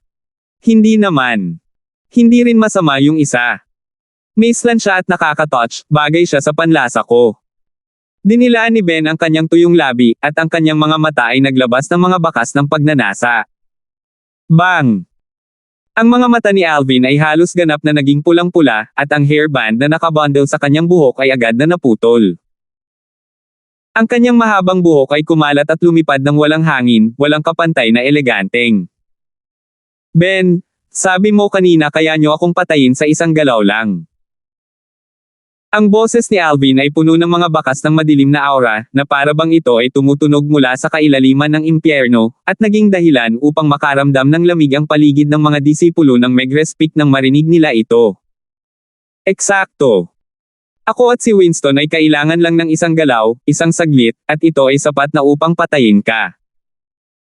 Pagkatapos mong mamatay, ako at si Winston ay tiyak na aalagaan ng mabuti ang dalawang dilag sa iyong tabi.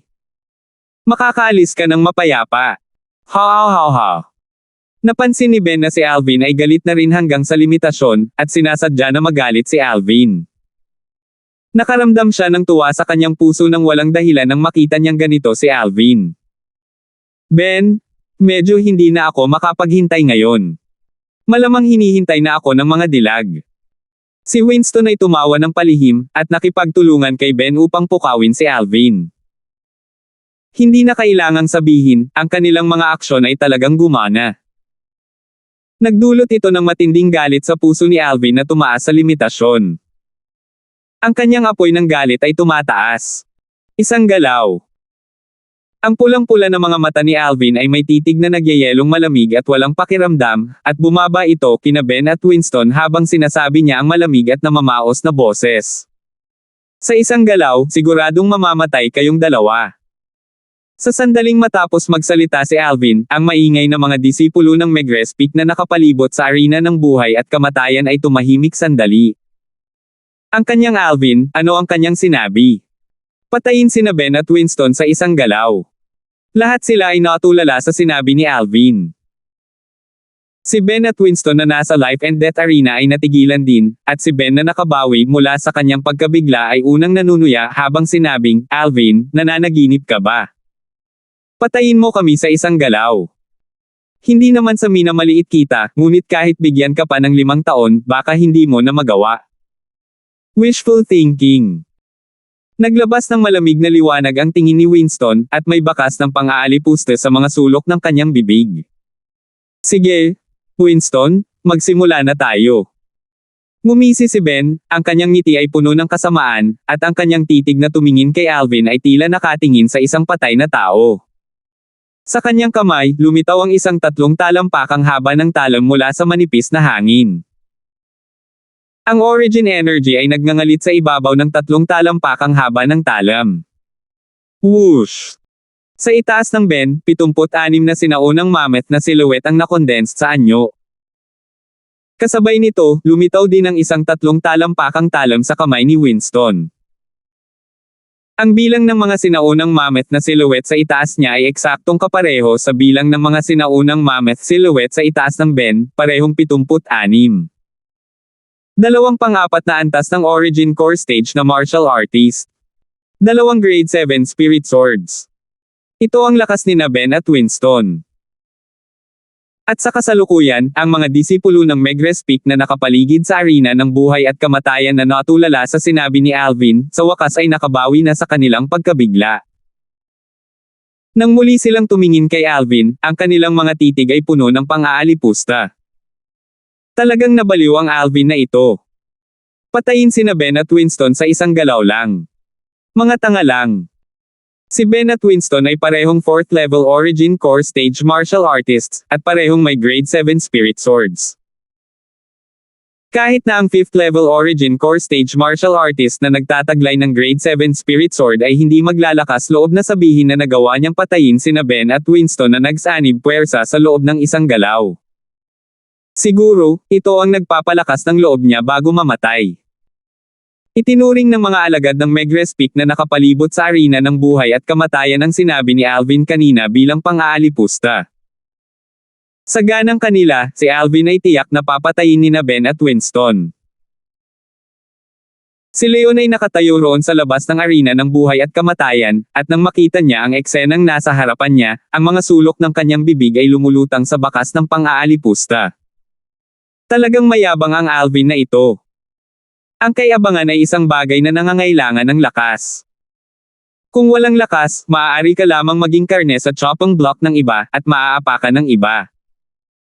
Ngunit sa lalong madaling panahon, ang pang-aalipusta sa mga sulok ng bibig ni Leon ay ganap na natigil. Langit. Ano ang nakita niya? Hindi. Imposible. Paano ito naging posible? Ito ay hindi totoo. Ito ay ganap na hindi totoo. Hindi ka panipaniwala. Ang mga disipulo ng Megrespik na nakapaligid sa arena ng buhay at kamatayan at kinukutya lang si Alvin kanina, ay nagulat na ngayon habang nakatingin sila sa langit sa itaas ng Alvin. Ano ang nakita nila? Whoosh! Sa itaas ng Alvin, ang enerhiya ng langit at lupa ay umuuga, at nagtipon upang bumuo ng 60 sinaunang mammoth silhouette sa huli. Ang lakas ng 60 sinaunang mammoth. Ito ang simbolo ng ikaapat na antas ng Origin Core Stage. Kasama ang isang 3 talampakang haba ng talim na lumilitaw sa kamay ni Alvin, isa pang 12 sinaunang mammoth silhouette ang lumitaw sa itaas ng Alvin. Isang kabuuang lakas ng 72 sinaunang mammoth. Sa kasalukuyan, ang 3 talampakang haba na talim na hawak ni Alvin sa kanyang kamay ay ang Grade 8 Spirit Sword na pinadalisay niya ang kanyang sarili, at nagawang palakasin ang kanyang lakas ng 20%. Hindi man lang siya gumamit ng Grade 7 Spirit Sword. Kasi, as far as he was concerned, hindi na kailangan. Ikaapat na antas ng Origin Core Stage. Nang makita ang mga sinaunang mammoth na silhouette na namuo sa itaas ng Alvin, nagkatinginan sina Ben at Winston, at pareho nilang nakita ang pagtataka sa mga mata ng isa't isa. Isang pang-apat na antas ng Origin Core Stage martial artist sa edad na 20. Ilang sandali, naramdaman nilang namamanhid ang kanilang mga anit. Anong uri ng napakapangit at abnormal na likas na talento ito? 285. Nakakatakot na likas na talento. Mukhang nasa 20 taong gulang ang Alvin na ito, ngunit isa siyang pang-apat na antas na Origin Core Stage martial artist. Sa nakababatang henerasyon ng ating buong 7-star sword sect, ang gayong likas na talento ay isang bagay na hindi kayang ihambing ng sinuman. Hindi ka panipaniwala. Ang paligid ng arena ng buhay at kamatayan ay ganap na nagkakagulo. Nagulat ang lahat ng mga disipulo ng Megrespik sa cultivation na ipinahayag ni Alvin. Hindi alam kung anong uri ng ekspresyon ang mayroon sila kung alam nilang nagpipigil pa rin si Alvin. Pagkatapos ng lahat, kahit na hindi siya gumamit ng spirit weapon, kasalukuyang nagawa ni Alvin ang lakas ng 71 sinaunang mammoth ng buong lakas, at maihahambing ito sa isang 5th level Origin Core Stage martial artist. Katulad ng dati sa Primeval Forest, nagawa lang niyang patayin ang mabangis na hayop na Savage Tiger sa sandaling ihayag niya ang kanyang buong lakas. Ngayon, sinadya niyang ihayag lamang ang lakas ng 60 sinaunang mammoth na maihahambing sa isang pang-apat na antas ng Origin Core Stage martial artist. Marahil, kung tungkol kay Alvin, hindi karapat-dapat sa kanya sina Ben at Winston na gamitin ang kanyang buong lakas. Mukhang ang cultivation method nitong nilinang ni Alvin ay talagang may sarili nitong uniqueness. Kahit na ang rebirth na ibinigay ng cultivation method na kanyang nilinang ay talagang nakakapagpataas ng natural na talento ng isang martial artist. Isang bakas ng nag-aalab na pagnanasa at kasakiman ang lumitaw sa mga mata ni Leon. Kahit na ngayon ay pinigilan ni Alvin ang kanyang lakas, ngunit sapat pa rin ito upang maakit ang kasakiman sa puso ni Leon. Gayunpaman, kahit na ang Alvin na ito ay isang pang-apat na antas ng Origin Core Stage martial artist. Ang lakas na ginamit niya sa pamamagitan ng pag-asa sa isang Grade 8 Spirit Sword ay mas mahina kaysa kanino man sa Ben o Winston. Sana ang kanyang cultivation method ay nasa loob ng kanyang spatial ring. Kung hindi, ito ay nakakabahala. Habang nag-iisip siya hanggang sa puntong iyon, nakasimangot si Leon. Ayon sa mga patakaran ng 7-star sword sect, ang labanan sa ibabaw ng arena ng buhay at kamatayan ay isang bagay na hindi maaaring hadlangan ng sinuman. Kahit na siya ay isang alagad sa labas ng korte ng Megrespik, hindi siya nang ahas na makialam sa labanan ng buhay at kamatayan na arena sa ilalim ng mga tingin ng lahat ng naruroon. Malinaw, hindi maganda ang tingin ni Leon kay Alvin, kahit na nagpahayag si Alvin ng isang cultivation na naging dahilan ng kanyang labis na pagkagulat. Alvin. Sa arena ng buhay at kamatayan, pinigilan ni Ben ang pagkabigla sa kanyang puso, pagkatapos ay tumingin kay Alvin na may mga mata na punong-puno ng intensyong pumatay. Talagang hindi ko naisip na talagang itinago mo ang iyong sarili ng labis. Ikaw, ay talagang 4th level Origin Core Stage martial artist. Pero ngayong araw, siguradong patay ka. Ang lakas ng likas na talento ni Alvin sa martial daw ay naging sanhi din ng panginginig ni Ben sa takot. Ngayon, bahagyang natutuwa siya.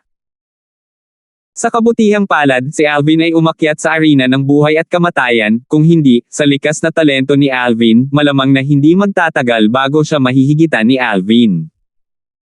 Kung talagang dumating ang oras na iyon, kung gayon ang makakaranas ng kasawian ay siya. Hindi lang si Ben ang nagsasaya, pati si Winston ay nagagalak din, at ang kanyang mga mata na tumingin kay Alvin ay mas malungkot at mas mabangis. Alam niya na kung hindi mamatay si Alvin ngayon, tiyak na magiging malaking problema si Alvin sa hinaharap. Alvin, kahit na ika-4 na antas ng Origin Core Stage martial artist ka, ngayon, tiyak na mamamatay ka. Kahit na si Alvin ay isang 4th level Origin Core Stage martial artist, mayroon lamang siyang grade 8 na spirit weapon, at kung tungkol kay Winston, hindi ito nagdulot ng malaking banta sa kanya. Higit pa rito, nakikipag-ugnayan na siya ngayon kay Alvin habang nakikipagsanib puwersa kay Ben, at mas lalo nitong pinaramdam sa kanya na walang anumang suspense mula sa pagpatay kay Alvin. Sinabi ko na, pareho kayong mamamatay sa isang galaw. Ang mahabang buhok ni Alvin na nakalatag, lumipad ng walang hangin, at ang kanyang pulang-pulang malademonyong mga mata ay kumikislap na may kahangahangang malamig na liwanag habang ito ay bumababa kina Ben at Winston. Sa sandaling ito, bukod sa kanya, tila si Ben at Winston lang ang nananatili sa kanyang mundo. Siya ay isang mangangaso. Sina Ben at Winston ang kanyang biktima. Walang hiyang pagmamayabang. Malamig na sigaw ni Ben, pagkatapos ay humina ang kanyang figure habang ang origin energy sa ilalim ng kanyang nagawa ay sumabog, at ang kanyang buong figure ay tila naging isang espada na nagdala ng isang nakakagulat na kahangahangang paraan habang ito ay tumatakas patungo kay Alvin. Sa halos parehong saglit na kumilos si Ben, gumalaw din si Winston, halos magkabalikat kay Ben. Ang grade 7 na spirit sword sa kanyang kamay ay nagningning ng nakakasilaw na kinang, at tila naging makamandag na ahas na kumagat kay Alvin. Sa oras na ito, lumipat din si Alvin. Spirit Serpent Movement Technique. Si Alvin ay hindi natakot kahit kaunti ng kaharap sina Ben at Winston na nagsanib puwersa.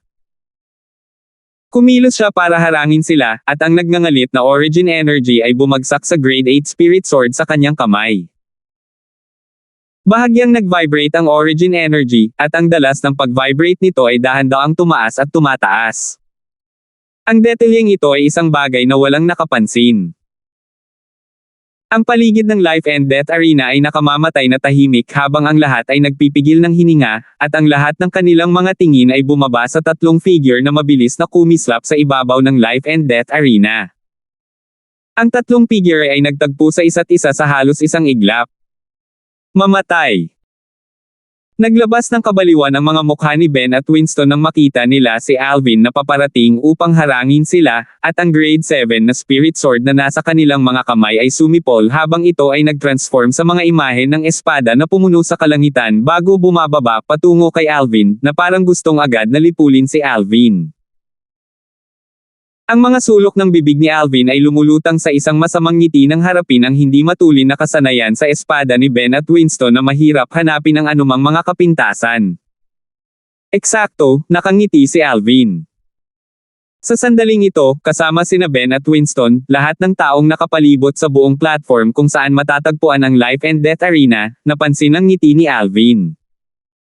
Mahirap para sa kanila na maunawaan, bakit nagawa pang ngumiti ni Alvin sa sandaling ito. Ito ay simpleng kakaiba. Sa sandaling ang mga sulok ng bibig ni Alvin ay pumulupot sa isang ngiti, ang kanyang pulang-pulang mata ay biglang dumilat, at ang grade 8 na spirit sword sa kanyang kamay ay bahagyang nag-vibrate, na parang nagiging swimming dragon na sumasayaw sa hangin. Habang nag-vibrate ang origin energy, tila nagdulot pa ito ng mga bilog ng ripples na nabuo sa hangin. Sining sa pagguhit ng espada. Ang sword strike ni Alvin ay walang anumang magarbong estilo, at hindi nag-alinlangan kahit kay titing.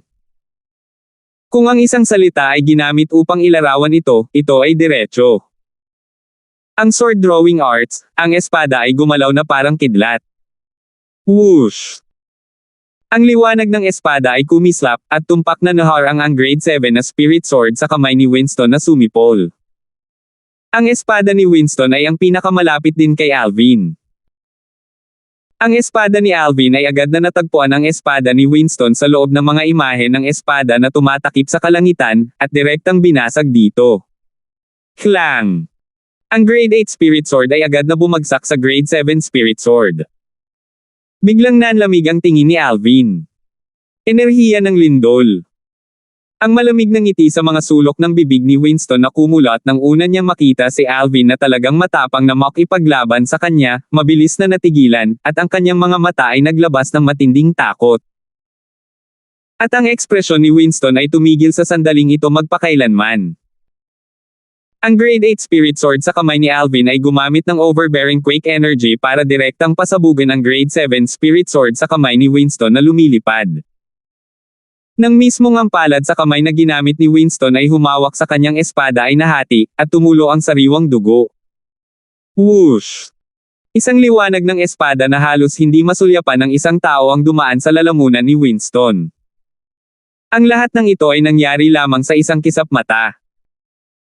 Nang hindi makapag-react ang lahat, ang Grade 8 Spirit Sword na nasa kamay ni Alvin ay lumiko upang harangin ang isa pang espada na ilang pulgada lang ang layo sa kanya. Ang may-ari ng espadang ito ay si Ben. Si Ben ay hindi pa nagkaroon ng pagkakataon na mag-react sa nangyari, nang mapansin niya ang Grade 7 na Spirit Sword sa kanyang kamay ay mabangis na natanggal ng Grade 8 Spirit Sword ni Alvin. Agad, naramdaman niya ang isang nakakatakot na puwersa ng vibration na lumipat patungo sa kanya mula sa Grade 7 Spirit Sword sa kanyang kamay. Hindi siya nang ahas na mag-alinlangan, at direktang bumitaw. Dahil napagtanto niya na kung hindi siya bumitaw, ang kanyang braso, maging ang kanyang katawan, ay halos manginig sa puntong ito ay nabasag. Kahit bumitaw na, bumukas pa rin ang palad niya, at tumalsik ang sariwang dugo. Hindi. Sa halos isang iglap nang ang pag-iisip ni Ben ay hindi pa nagkaroon ng oras upang magpatuloy, nakita niya ang isang hibla ng liwanag ng espada na kumikislap patungo sa kanya. Parang may pilit na sinakal ang kanyang lalamunan dahil gusto niyang gumawa ng ingay ngunit hindi niya magawa. Sa sumunod na sandali, naramdaman niyang nanlamig ang kanyang lalamunan, at lahat ng nauna sa kanyang mga mata ay lumabo. Sa sandaling bago nalanta ang kanyang kamalayan, isa na lang ang natitira niyang iniisip. Anong paraan ang ginawa ni Alvin kanina? Ang Grade 8 Spirit Sword sa kamay ni Alvin ay kumislap, pagkatapos ay naglaho sa hangin, habang ito ay inilagay niya sa kanyang spatial ring. Sa kasalukuyan, ang mga disipulo ng Megrez Peak na may medyo mahinang lakas at bahagyang mahina ang paningin, nakakita lamang ng isang kislap sa harap ng kanilang mga mata, pagkatapos ay bumubula ang lalamunan ni Ben at Winston ng isang linya ng dugo na nagkalat pababa. Ang mga disipulo ng Megrez Peak na may mas malakas na lakas ay malinaw na nakita na kasama ng isang linya ng dugo na lumalabas sa lalamunan ni Winston, sa halos isang kisap mata, isang linya ng dugo ang lumitaw din sa lalamunan ni Ben. Mahirap para sa kanila na isipin kung paanong ang bilis ng isang Grade 8 Spirit Sword sa mga kamay ng isang 4th level Origin Core Stage martial artist ay talagang magiging matulin sa ganitong lawak. Paano ito naging posible? Nagsikip ang mga mag-aaral ni Leon, habang hindi makapaniwalang nakatingin sa eksenang nasa harapan niya. Bilang ang nag-iisang void prying stage na martial artist, natural niyang nakita ang bawat detalye nang umatake si Alvin gamit ang kanyang espada. Ganyan ang bilis ng espada. Paano ito magagawa ng isang 4th level Origin Core Stage martial artist? At saka, ginamit talaga niya ang lakas ng 72 sinaunang mammoth para ganap na sugpuin ang lakas ni Ben at Winston ng 76 na sinaunang mammoth, na tinutumbok ang kanilang mga espada na lumilipad. Naging nagmamadali ang paghinga ni Leon.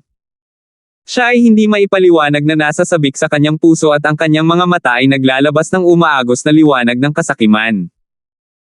Mukhang ang mga galaw ni Alvin ay dapat na nauugnay sa pamamaraan ng paglilinang na kanyang nililinang, ang Muscle Meridian Rebirth Scroll. Bang! Bang! Sa arena ng buhay at kamatayan, sunod-sunod na bumagsak ang mga katawan ni Winston at Ben sa lupa, na nagbuga ng malakas na tunog. Nang ang dalawang tunog na ito ay pumasok sa mga tainga ng mga disipulo ng Megrez Peak na nakapalibot sa arena ng buhay at kamatayan, naging sanhi ito upang sila ay parang nagising mula sa kanilang mga panaginip at ganap na nabawi sila mula sa kanilang naunang pagkabigla. Kasunod nito, isang kaguluhan ang tumaas gaya ng inaasahan. Oh my God! Si Alvin talaga ang pumatay kay Senior Brother Winston at Senior Brother Ben. Gumamit siya ng Grade 8 Spirit Sword, at ito ay lakas lamang ng 72 sinaunang mammoth. Si Senior Brother Ben at Senior Brother Winston ay gumamit ng Grade 7 Spirit Swords, at ang nakakasakit na lakas ng sinuman sa kanila ay maihahambing sa lakas ng 76 na sinaunang Mammoth. Paano ito nagawa ni Alvin? Ito ay ganap na hindi lohikal. Maaaring ang nilinang niya ay isang Earth Rank Sword Skill. Earth Rank Sword Skill. Sa tingin mo posible ba? Sino ang hindi nakakaalam na ang Earth Rank Sword Skill ay nalilinang lamang ng isang Void Prying Stage expert na nakakaintindi ng Force? Isa siyang Origin Core Stage na martial artist, paano siya makakapag-cultivate ng Earth Rank Sword Skill? Ang sword skill ni na Senior Brother Ben at Senior Brother Winston ay parehong high-grade Profound Rank Sword Skill sa Perfection Stage. Ngunit kahit na noon, namatay pa rin sila sa kamay ni Alvin. Natatakot ako na si Alvin lang mismo ang nakakaalam kung paano niya pinatay ang dalawang senior na kapatid na iyon. Ang mga tingin ng mga alagad ng Megrez Peak na nakapaligid sa arena ng buhay at kamatayan ay bumaba sa mapagmataas at malayong figure sa arena ng buhay at kamatayan. Ang mga titig na ito ay maaaring natigilan, nagulat, puno ng pagsamba o pagsamba. Ang mga salitang binibigkas ni Alvin kanina at kinutya nila, ay hindi maiwasang umugong sa kanilang mga tainga. Sa isang galaw, siguradong mamamatay kayong dalawa. Sa simula, walang naniwala. Ngunit ngayon, ginamit ni Alvin ang kanyang lakas upang patunayan na ang kanyang sinabi ay hindi kalokohan. Salamat po at sinamahan ninyo ako, ingat lagi mga master.